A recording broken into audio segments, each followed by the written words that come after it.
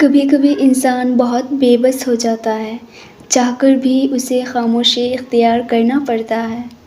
وہ صبر سے کسی معجزے کا انتظار کرتا ہے، نم آنکھوں سے اپنے رب کی رحمت کا منتظر ہوتا ہے، اور پھر قرآن سے اللہ کا جواب آتا ہے، اور جلد ہی آپ کا رب آپ کو اتنا دے گا کہ آپ خوشی سے جھوم اٹھیں گے۔ جب کبھی آپ کا دل اچانک تیز دھڑکنے لگے تو سمجھ جاؤ کہ آپ کے بارے میں آسمان پر بات ہو رہی ہے، یا پھر فرشتے آپ کا ذکر کر رہے ہیں، یا تو پھر اللہ پاک آپ کے حق میں کوئی حکم فرما رہا ہے۔ اس وقت بہت زیادہ دعائیں مانگا کرو۔ آپ لوگ اب تک اسے انزائٹی یا ڈپریشن سمجھتے ہیں، پر نہیں، اس کا روحانیت سے بہت بڑا تعلق ہے۔ تبھی آپ کا دل اچانک دھڑکنا شروع ہو جاتا ہے۔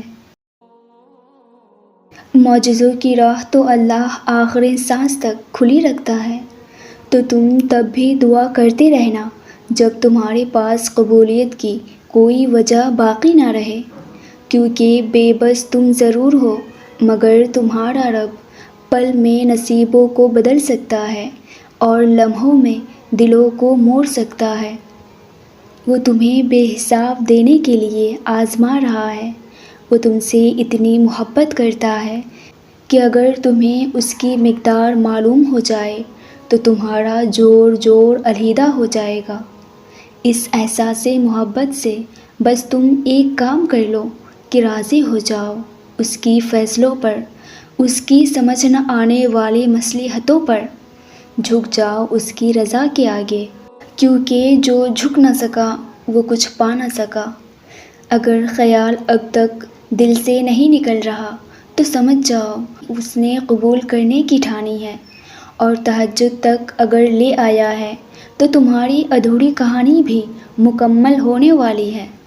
جب کوئی امید نہ ہو تب زیادہ یقین سے مانگو، کیونکہ معجزہ آپ کے رب کی شان ہے۔ راہیں جدا ہو جانے سے مقدر جدا نہیں ہوتے، اور جو اس بات کا یقین رکھتے ہیں اللہ ان کے لیے ایسے وسیلے بناتا ہے جو کسی بھی نظر سے گزرے نہیں ہوتے۔ حالات جب سمجھ سے باہر ہو جائے تو معجزے بھی عقل سے باہر ہوتے ہیں۔ اللہ فرماتا ہے کہ بہتری سے پہلے دیری کرتا ہوں۔ وہ فرماتا ہے کہ میں انہی کو آزماتا ہوں جنہیں میں پسند کرتا ہوں۔ جب تم سجدے میں ہی کئی راتیں رو رو کر گزار دیتے ہو، وہ ہر اس لمحے کا حساب رکھے ہوئے ہیں۔ جب تمہارا دل اتنا اداس ہوتا ہے کہ یوں محسوس ہونے لگتا ہے جیسے اگلی سانس آخری سانس ہوگی، وہ جانتا ہے تمہاری اس حالت کو کہ تم تھک گئے ہو۔ وہ جانتا ہے کہ تم کون سی جنگیں لڑ کر یہاں تک پہنچے ہو، اور کتنی جنگیں اب بھی تم میں رواں دواں ہیں۔ وہ شان بے نیاز شہنشاہ تمہیں پھیر دے گا اس کی طرف جس میں تمہاری خوشی ہے، انشاءاللہ۔